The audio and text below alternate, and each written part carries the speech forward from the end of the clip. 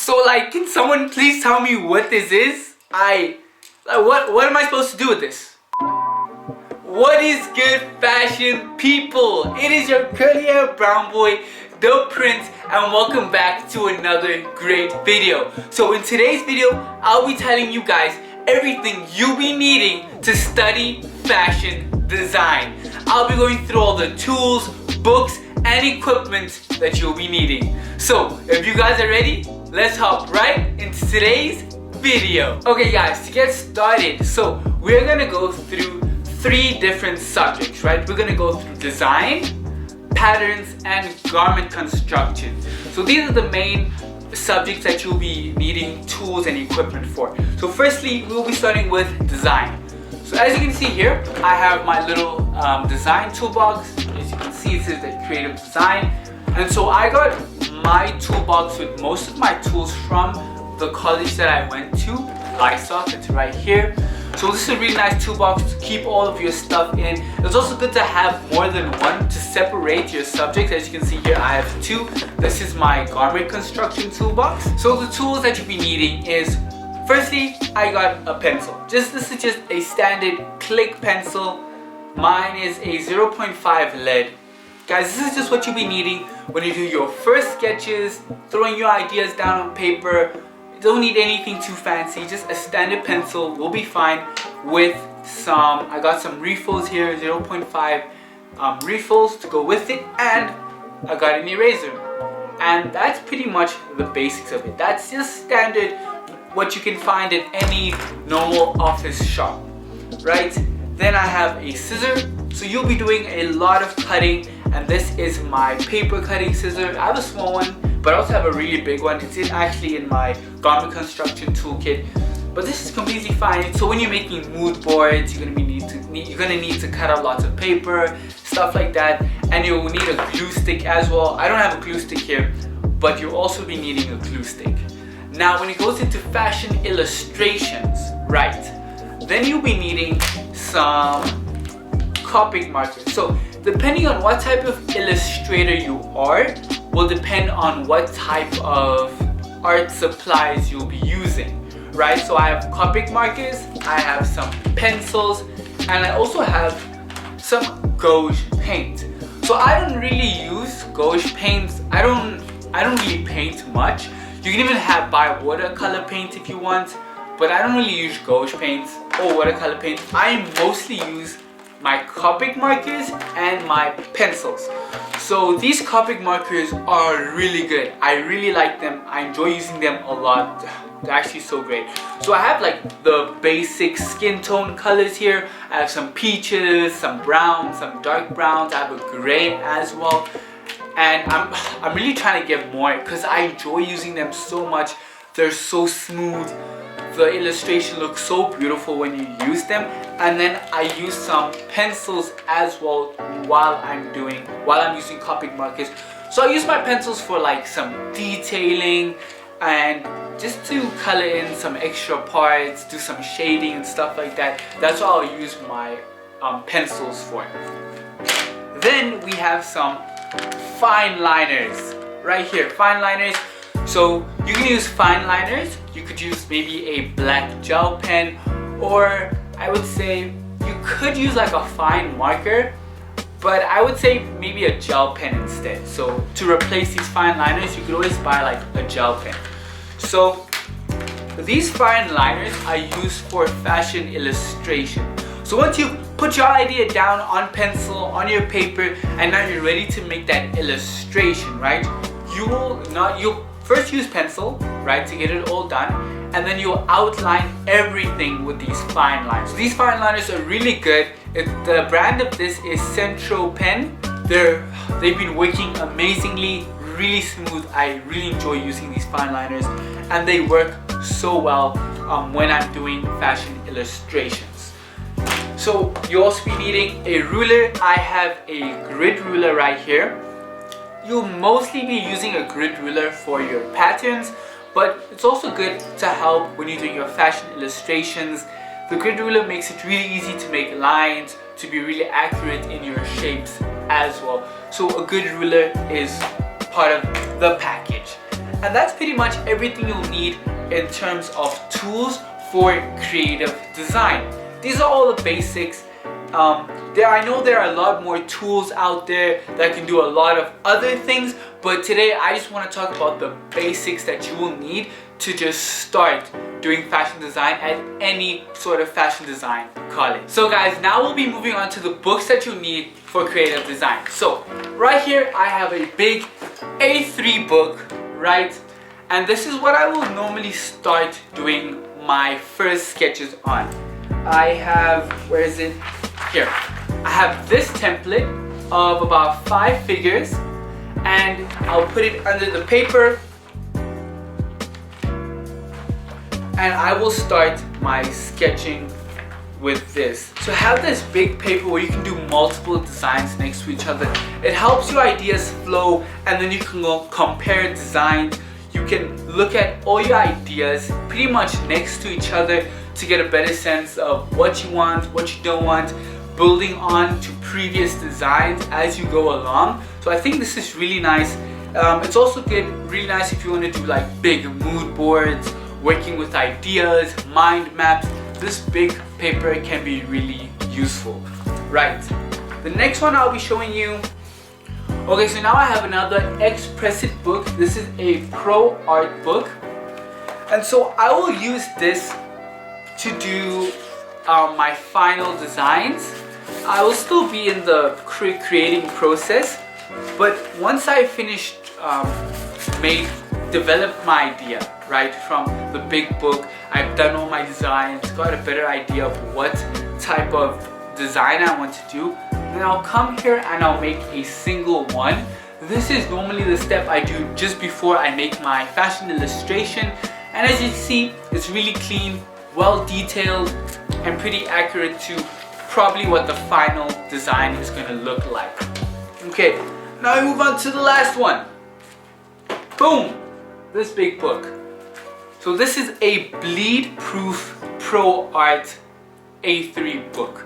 So this is usually what I will use to do my fashion illustrations, right? So this book is really good. The paper here, it feels like regular textured paper, but it is bleed proof, so the Copic markers don't bleed through on the other side. You can paint on it, you can use water paints on it, you can use markers on it. It's actually a really good paper. I really like this. It's really nice. As you guys can see here, here's just a little fashion illustration I did. I used a lot of mostly Copic markers for this one I used paint. I used gouache paint for this one, and I used gouache paint for this one. I did one on the book itself. Did I? No, I didn't. But it's a really good paper. I actually did the little fashion illustration you see. I did it on the paper, then I just cut her out and pasted her onto some colored paper just to look nice, right? But it's really great. I really enjoy using this. This is a pro art brand. I would really recommend using something like this for your fashion illustrations and for painting, Copic markers. It works wonders. You also get these in A4, so if you don't want such a big one, you can just get an A4 size and it will be just as good. So that is it for our design. We're going to be moving on to our pattern tools now. So guys, all the tools you'll be needing for pattern design. So we're going to start off with the ruler. Here we go. Here I have a grid ruler. It's 50 centimeters long, and this ruler is super helpful, guys. It is helpful for making accurate square lines, nice degree lines. It's just a really great ruler. It's see-through, so it's easy to use. I'm telling you guys, you will really be needing this. It's incredibly helpful. Next I have this iron ruler. So on one side it's got centimeters, on the other side it's got inches. And you'll be using this ruler generally when you're trying to make, you'll be using it with this, the X-Acto knife. So when you're trying to make precision cuts in your patterns, in your fabric, you'll be using this. You do not want to be using your grid ruler or a plastic ruler because it's gonna start cutting into this.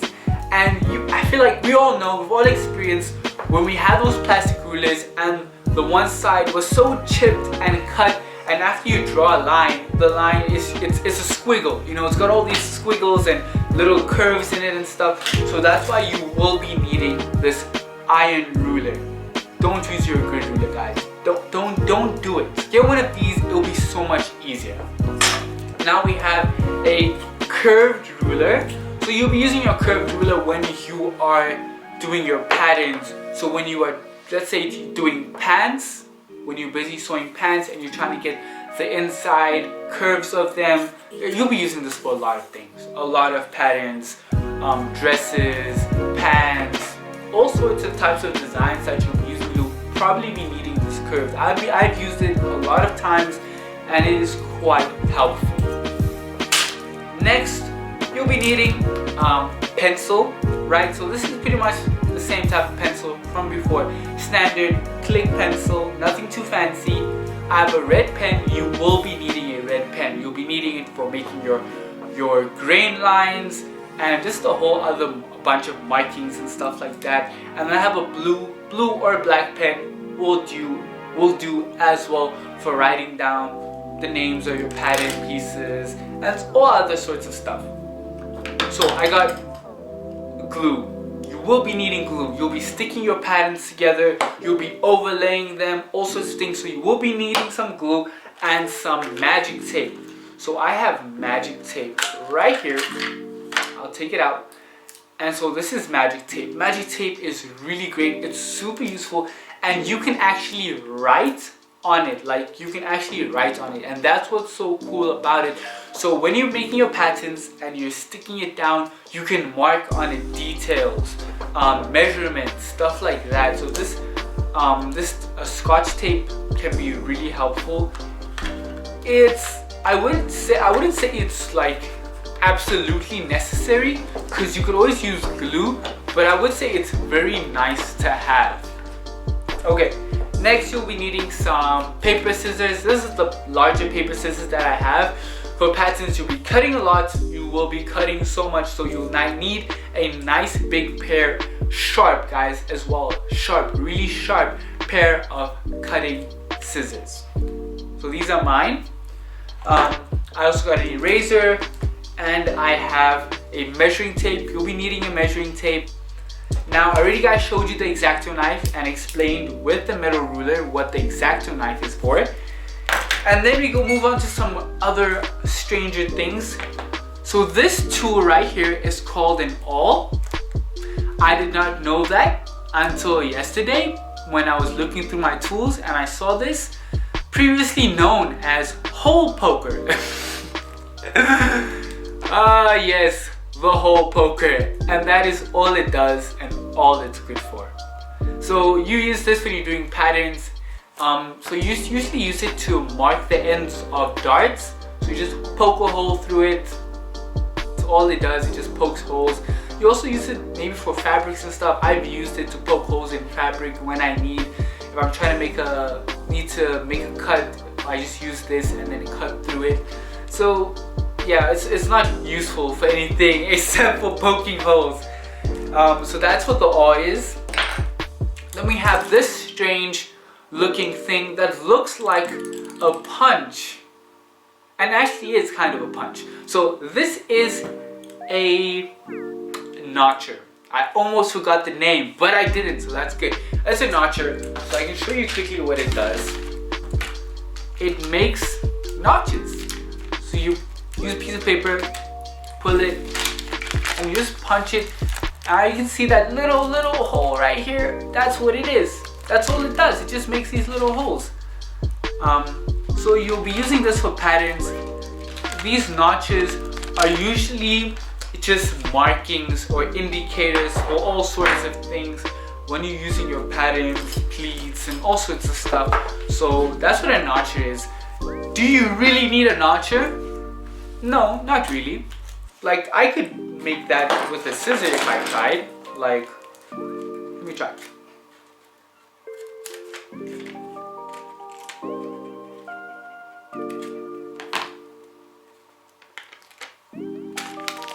There, I made another one with a scissor.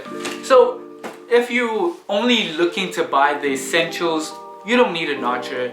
You do, however, need an awl. Nothing really replaces an awl. Like, nothing makes a hole like this thing. I don't know, it's really good at what it does. So you will need an awl. You don't really need a notcher. Then we have this thing. One of the strangest things. I saw it and I was like, what even is this? What does it do? What is your purpose? Explain to me what is your purpose. So, and then I proceeded to take it and rub it against my skin. Do not underestimate it. As small as it is, and as tiny as its little spikes are, this thing hurts. It can do some damage. Comment down below if you have poked yourself with, so it's called a tracing wheel. So comment down below if you've ever hurt yourself using one of these. They are extremely dangerous. Do not be fooled. It can do some serious damage. That's a lot of damage. So be careful when using one of these. But tracing wheel is really important, and you'll be using it when you're making your patterns. So if you have a pattern and you need to trace it out on another piece of paper underneath it, you just take this and you would just run it across the lines of your pattern. And when you take it out, you take out the other one, you'll basically have it. So here we go. I don't know if you can see, it's quite small, just like these little tiny holes that it makes. And then you just take your pencil and run your pencil through all those holes to like connect the dots.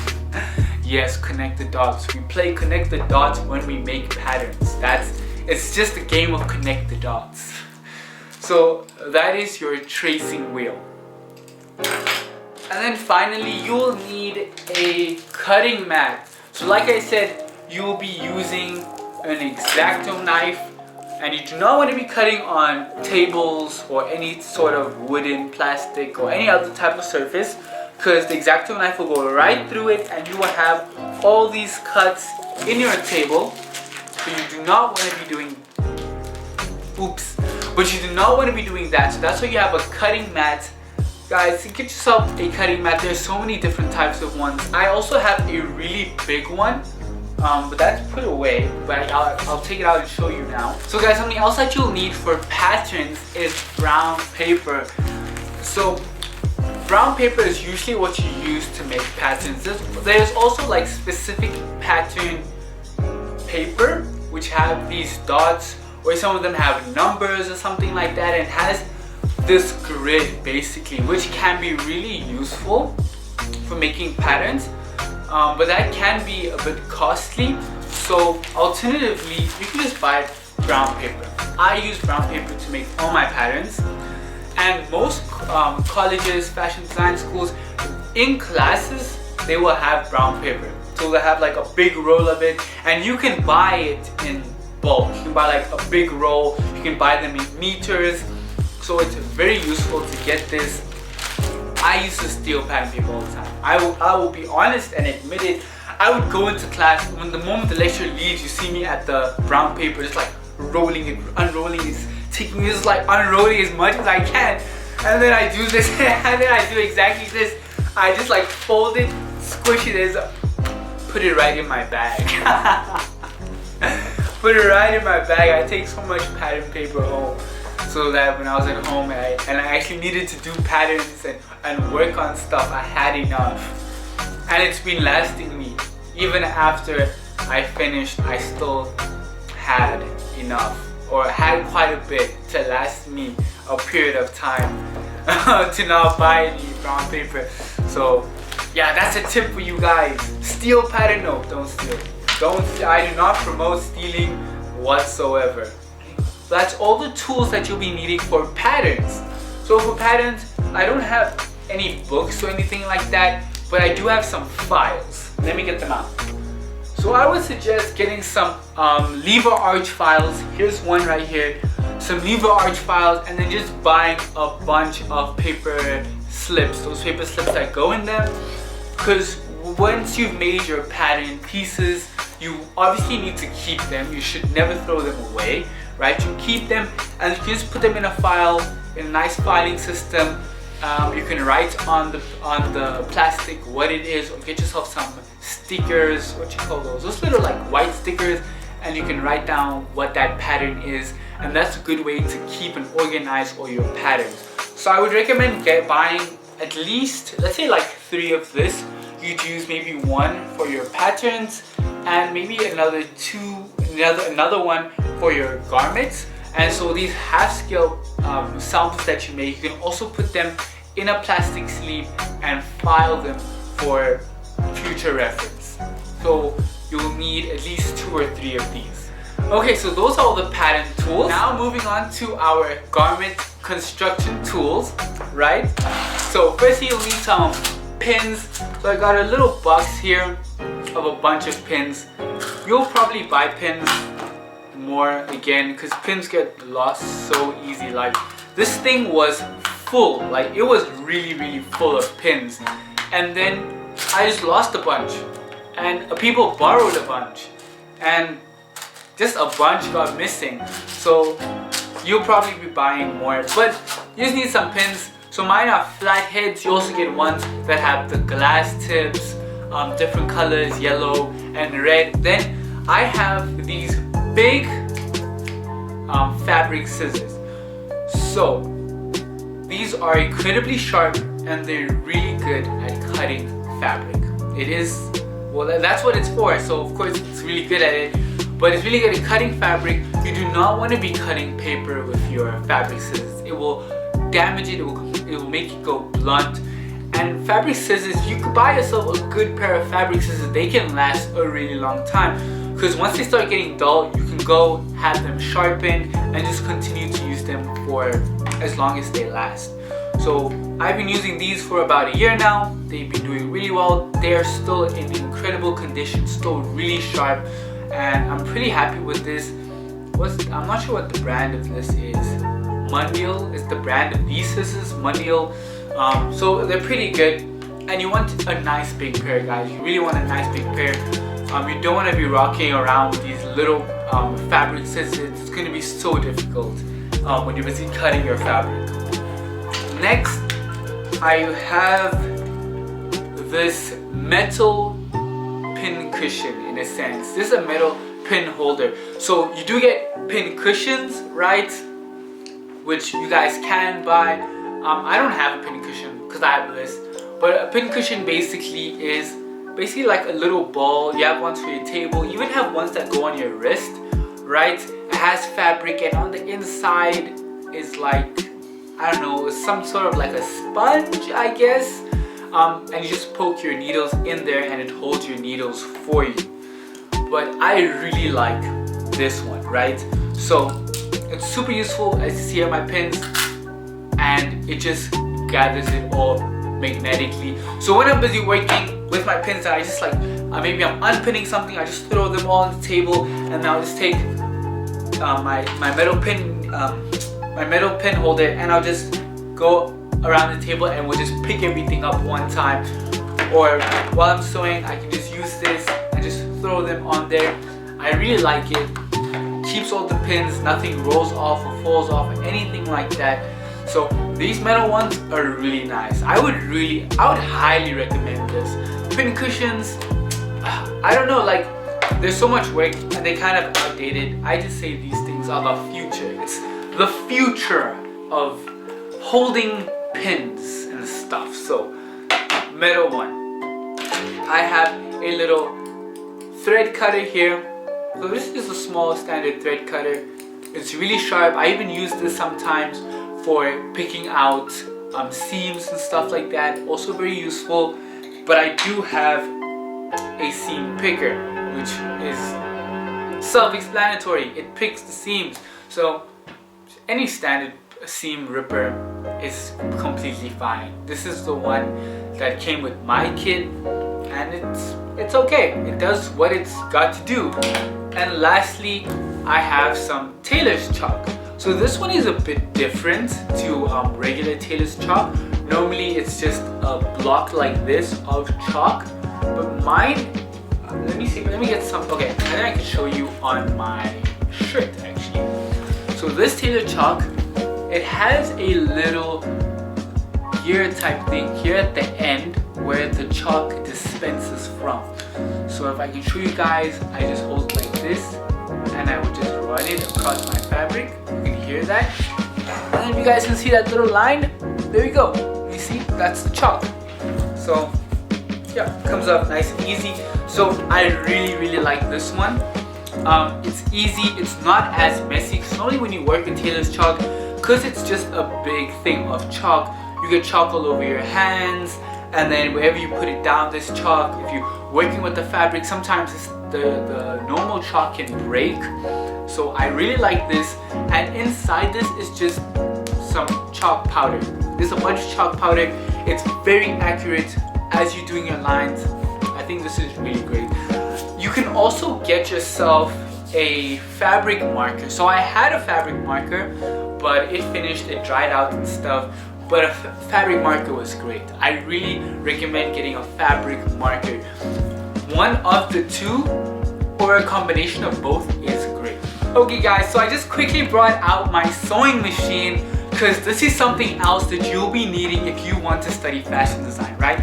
So if you're studying, you're going to learn how to sew, or you maybe already know how to. It depends on what your college expects of you, right? So I didn't know how to sew before I went to fashion design school. I didn't know. I bought myself a sewing machine, and you know, just before I started teaching myself a bit about it, and as I went to class, I learned more on how to use it and do all sorts of things. So here we are. So I have a Singer Traditional. This is a pretty standard sewing machine. So I do recommend that you get yourself a intermediate level sewing machine. You don't want anything really lower than that, like even for a beginner, because if you're studying fashion design, you will be using this machine for a long time. For the 3, 4, 5 years of studying that you're going to do, you know, the sewing machine that you pick can take you those few years and longer. So I would say make sure that it can do a straight stitch, a zigzag stitch, it can make a buttonhole, it can back stitch, and I'd say yeah, those are the basics that your sewing machine should be able to do. So lastly here, I have this. Let's move that out of the way. So I have a little bag, right? This is what I keep this one is my creative design one. So I keep my creative design books, those books that I showed you, I keep them all in here. I keep my rulers in here as well. I keep all sorts of papers and books and anything like that. This thing is great. It is waterproof, which is so helpful, because once I was going home and I was going towards the car, and I put my bag down, right? And there was a puddle right next to it. Don't ask me why I put my bag right next to a puddle. I just did. And it fell over right into the puddle of water. I didn't know it was waterproof until that moment when it fell in, and I freaked out. I'm like, oh my goodness, no! I picked it up, I opened it up, and everything was untouched. Not a drop of water on the inside. So it's really good. It's waterproof, keeps your books safe. No damage. While I walk around, my books don't get damaged or bent or anything like that. So I really like this. I have 2 of them. Let me get out the other ones for comparison. So as you can see, you can't even see me. This is the small one. This is the big one. Put that down. So I highly recommend getting one of these bags. This brand here is Proccess. So I'm pretty sure you can find them at any kind of office supply shop. Usually you can find it even at some art shops have bags similar to this. Some of them are plastic, see-through plastic. So I would say get one. Really useful, keeping all your stuff there, keeps it safe, especially if you're traveling a lot. So like I said, if you're going to study design, you'll be traveling to and from school, and so when you're traveling, you're gonna need to keep all your patterns, all these papers, all these tools that I showed you. It's all a lot, you know, so you're gonna need somewhere to put it, and I would recommend this bag. So this video is not sponsored by the way. None of this is sponsored. I just thought I would share to you guys all the tools that you'll be needing reading, and most of the stuff you can find on Amazon. Just search the name of what I said it is, search it up on Amazon, you can get it there. Most office shops sell a lot of these. Some art supply shops is where you can find a lot of these metal rulers, these grid rulers. And then for some of this garment construction supplies, go to any fabric shop. So guys, that is pretty much it from my side. That is everything you'll need to study fashion design. So guys, if you enjoyed the video, if you liked it, if you found it funny, or you learned and you found it helpful, guys, please drop this video a like. Just smash that like button, guys. It helps let me know that you guys enjoy my content. And if you're new to the channel and you enjoyed this video and you want to see more videos like this one about fashion design school, more tools and other things just like this, then be sure to smash that sub button, because that is exactly the type of content that I make. So guys, thank you all so much for watching. Keep living your passion. Bye guys.